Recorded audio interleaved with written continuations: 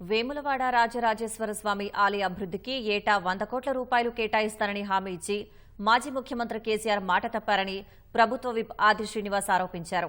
వేములవాడ రాజరాజేశ్వర స్వామి ఆలయ విస్తరణ పనులతో పాటు ఇతర అభివృద్ధి కార్యక్రమాల్లో పాల్గొనడానికి ఈ నెల 20న సీఎం రేవంత్ రెడ్డి వేములవాడ వస్తున్న సందర్భంగా మీడియాతో మాట్లాడారు. వేములవాడ రాజరాజేశ్వర స్వామి ఆలయ అభివృద్ధి కోసం అనేక ఉద్యమాలు చేసినట్లు గుర్తు చేశారు.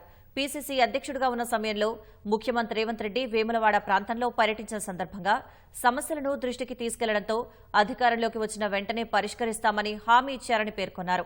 రాజరాజేశ్వర స్వామి ఆలయ అభివృద్ధికి 50 కోట్లు బడ్జెట్లో కేటాయించగా అదనంగా 26 కోట్లు మంజూరు చేసి పరిపాలనా అనుమతులు ఇచ్చినట్లు ఆది శ్రీనివాస్ చెప్పారు.